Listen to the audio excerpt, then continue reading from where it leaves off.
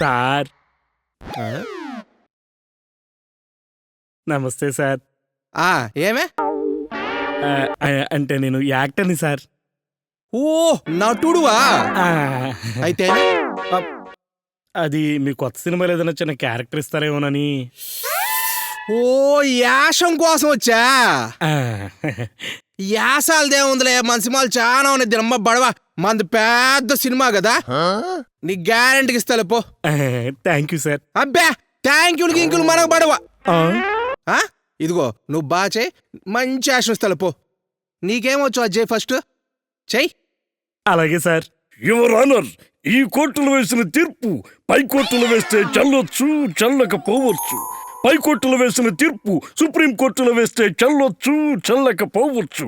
ఇలా కోర్టుకి తీర్పుకి ఇంత మార్పుంటే న్యాయం ఉన్నట్ట చచ్చినట్టే. ఏనర్ కూడా చేస్తాను సార్. ఎవరు రాక్షసంగా ప్రవర్తించింది? నువ్వా నేనా? ప్రేమించే అన్నారు, పిచ్చి వాళ్ళ వెంటపడ్డారు. చీ అన్నావు, చేదరించకుండా అసహ్యంగా చూసావు. అందుకే కావాలని ఇలా చేశారు. ఎలా చేశాను సార్? అదే వాళ్ళు లేరుగా ఇప్పుడా, ఇంకేదన్నా చెయ్యి. అయితే ఇప్పుడు చూడండి సార్.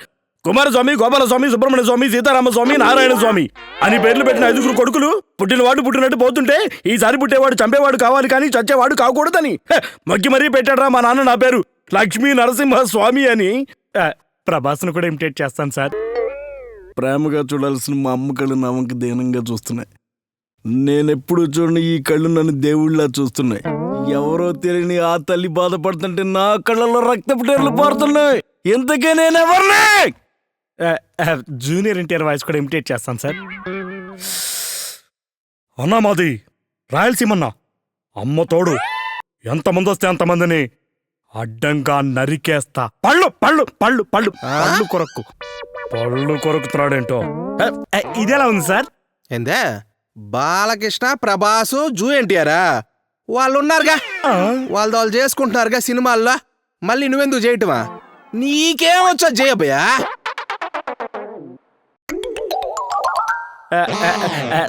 సార్ ఇప్పుడు చూడండి, మీరు డెఫినెట్ గా ఒప్పుకుంటారు. ఈ రోజున ఇక్కడికి వచ్చిన మీ అందరికీ కూడా ముందుగా నమస్కారాలు తెలియజేసుకుంటూ చాలా సంతోషంగా ఉంది.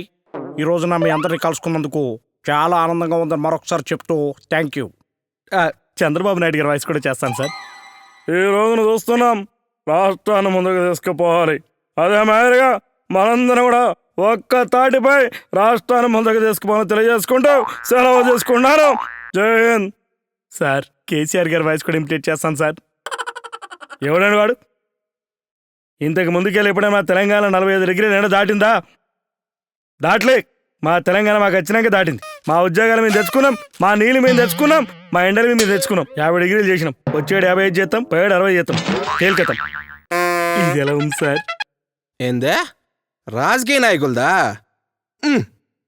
రోజు వాళ్ళు చేసే నటన మేము చోట్ల, మళ్ళీ నువ్వేం చేసేది? నీకేమొచ్చా జయబయ్యా? ఏం చేయరు. ఇప్పుడు చూడండి సార్. సారు నమస్తే. నమస్తే బాబు, బాబయ్య, బాబయ్య, అయ్యా. కాంత కాంత నొప్పి కాంత, డాక్టర్ దగ్గరికి తీసుకెళ్ళి కాంత. కాంత బ్రతికలేని భయం వేస్తుంది కాంత. ఇప్పుడు ఎలా ఉంది సార్? వాళ్ళంటే హ్యాండిక్యాప్డ్, వాళ్ళ బాధ వాళ్ళు పడుతున్నారుగా, నీకన్నీ ఉన్నాయిగా, నీకేమొచ్చో జయబయ్యా? దీని అమ్మ జీవితం ఏం చేసినా ఎవరికి నచ్చావట్లా. అంతే సార్. అయినా మీరు మాలాంటి వాళ్ళకి అవకాశం ఇవ్వరు సార్.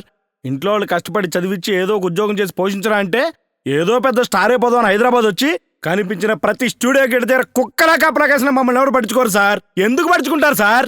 ఇప్పటికే బాబులాడు బామ్మర్లు, తోడళ్ళు, మేనళ్ళు, మనవాళ్ళు, మనవరాళ్ళు ఇలా ఇప్పటికి 150 మంది ఉన్నారు సార్. వాళ్ళందరూ మాకెందుకు సార్? మా బతికి జన్మలో స్క్రీన్ మీద కనపడలేము సార్. కనపడం మా జన్మింతే. ఇలాంటి బతికినా ఒకటే, ఇంట్లో వాళ్ళు పోషించలేక చచ్చినా ఒకటే. మా జీవితం చచ్చిపోతాను సార్. నేను బతకను సార్, చచ్చిపోతాను సార్. ఈ జన్మలో స్క్రీన్ మీద కనబడి చచ్చిపోతాను సార్. నేను చచ్చిపోతాను సార్. నేను చచ్చిపోతాను సార్. నేను చచ్చిపోతాను సార్. చచ్చిపోతాను సార్. ఇక బతికే రోజులు సార్. ఇంటికి వెళ్ళి ఉద్యోగం చేయలేను. ఎక్కడ ఉండి ఏం పేకలేదు. అబ్బే. అబ్బా అబ్బా బ్రహ్మాండంగా ఉందిగా. ఇందాక నుంచి ఇది చేసుకోవచ్చుగా. ఇది చేయకుండా ఊళ్ళో వాళ్ళందరితో ఎందుకో ఇదే చేసుకో. ఇదే చేసుకో పో. సార్ అంటే నాకు మీ సినిమాలో క్యారెక్టర్ ఉన్నట్టేనా సార్? కన్ఫామ్ పో. నువ్వే హీరో. అదరగొట్టే.